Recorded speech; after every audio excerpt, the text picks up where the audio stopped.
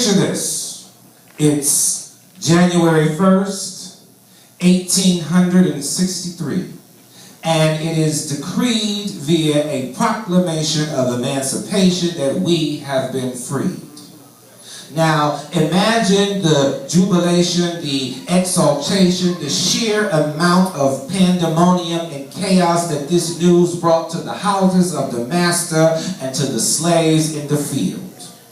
I can almost feel its energy, possibility of hope, the possibility of release, the possibility of finally throwing off the shackles of servitude and iniquity, and our people being responsible for our own.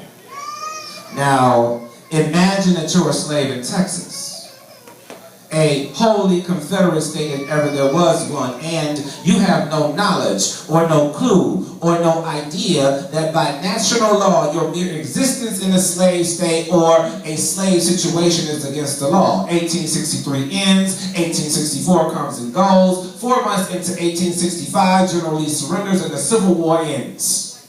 Around June 19th, when General Granger and his Union troops clues us in. We are free, we've been free, and no one saw the need to tell us.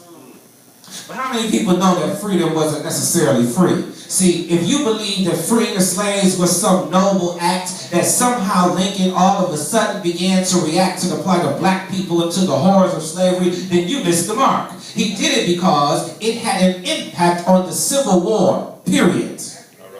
Now, as the children, the brothers, the sisters, the cousins, the aunts, the uncles, the grannies, and the gramps of those who survived and overcame, it is our duty and our responsibility to celebrate and acknowledge and remember that while the freedom bells rang in 1863, thousands of our people didn't see it until 2.5 years later. The question becomes, why isn't Juneteenth celebrated and validated as part of the black narrative in this country? Do we have to be relegated to only 1 month to our own history? To the contrary, Juneteenth reminds us that black history is American history. And if anybody tells you different, they are lying to you. Thank you. All right, John.